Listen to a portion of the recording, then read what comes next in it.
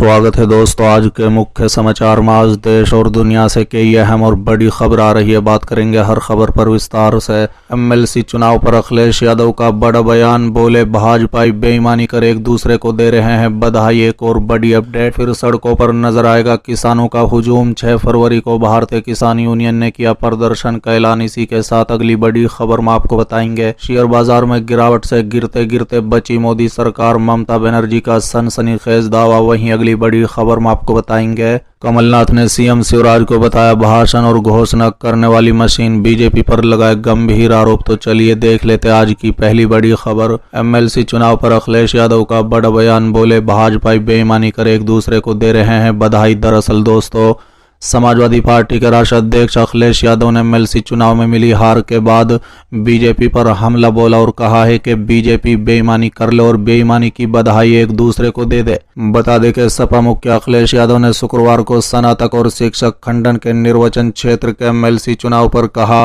कि बीजेपी बेईमानी कर ले और बेईमानी की बधाई एक दूसरे को दे दे। ये पहला चुनाव नहीं है, इससे पहले भी ऐसे चुनाव हुए हैं। जिला पंचायत चुनाव में भी कीमत लगाई गई, ब्लॉक प्रमुख के चुनाव में पर्चे नहीं भरने दिए गए।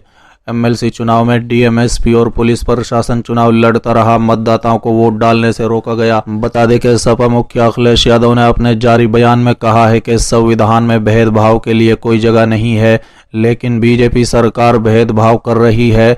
जो चीज बीजेपी खुद नहीं बोलती वो दूसरी पार्टियों के जरिए कहलवा देती है। साथ ही अखिलेश यादव ने कहा है कि हमारी संस्कृति मिली जुली है कि एक दूसरे के साथ सहयोग करने वाली है। हमारा भारत तभी अच्छा लगता है जब एक गुलदस्ता की तरह हो, जिसमें सभी लोगों की भागीदारी हो। सपा नेता ने कहा है कि बीजेपी ने देश की अर्थव्यवस्था को खोखला कर दिया है। महंगाई और बेरोजगारी चरम पर है, ये बड़े सवाल हैं, इनकी चिंता करनी चाहिए। किसान की 2022 में आय दुगनी करने का वादा किया था, पर आज आटा कितना महंगा हो गया है। रसोई गैस के दाम कम नहीं हुए। बीजेपी के बजट से कोई खुश नहीं है, हर वर्ग में निराशा है। बता दें कि अखिलेश यादव ने बोला कि बीजेपी जनता को धोखे में रखती है। नोटबंदी और जीएसटी से लोगों को क्या फायदा पहुंचा, दूध के दाम बाजार में बढ़ गए हैं।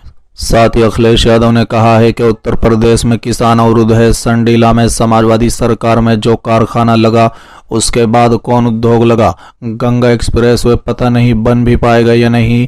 इन्वेस्टर्स मीट पहले भी धोखा थी और अब भी धोखा है। चलिए अगली खबर, फिर सड़कों पर नजर आएंगे किसानों का हुजूम। 6 फरवरी को भारतीय किसान यूनियन ने किया प्रदर्शन का ऐलान। दरअसल दोस्तों, हरियाणा में एक बार फिर किसान प्रदर्शन की राह पर नजर आने वाला है। भारतीय किसान यूनियन चढ़ूनी ने 6 फरवरी को फिर प्रदर्शन का ऐलान किया है। बता दें कि जिसको लेकर अब गांव-गांव जाकर किसानों से मिला जा रहा है और 6 फरवरी को होने वाले प्रदर्शन में अधिक से अधिक संख्या में पहुंचने का आह्वान किया जा रहा है।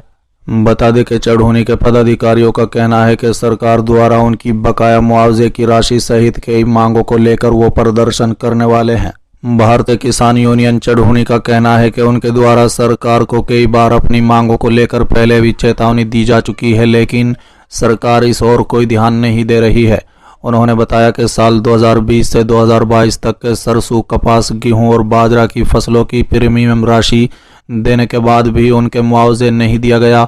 सरकार भवंतर योजनाओं में भी अभी तक कीमतों में अंतर की राशि का भुगतान नहीं कर रही है।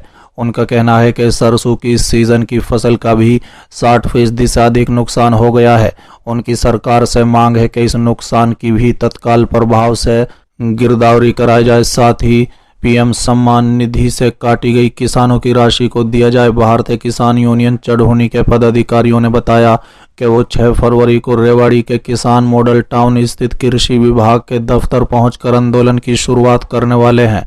चलिए अगली खबर, शेयर बाजार में गिरावट से गिरते गिरते बची मोदी सरकार, ममता बनर्जी का सनसनीखेज दावा। दरअसल दोस्तों, पश्चिम बंगाल की मुख्यमंत्री ममता बनर्जी ने गुरुवार को दावा किया कि बुधवार को केंद्र बजट के दिन शेयर बाजार में गिरावट के कारण केंद्र सरकार एक तरह से गिरने की कगार पर थी। बता दें कि मुख्यमंत्री ने गुरुवार को पूर्व बर्दवान जिले में एक जनसभा में दावा किया कि सरकार गिरने के कगार पर थी। कुछ पार्टियों को उस व्यक्ति के धन उपलब्ध कराने के लिए बेताब कॉल किए गए थे जिनके शेयर की कीमतें तेजी से गिर रही थी। हालांकि उन्होंने इस सिलसिले में किसी का नाम नहीं लिया। ममता बनर्जी ने कहा है कि मुझे पता है कि फंड मुहैया कराने के लिए किस किस से संपर्क किया गया था, लेकिन मैं किसी का नाम नहीं लेना चाहती क्योंकि इससे उनका जीवन धन्य हो जाएगा।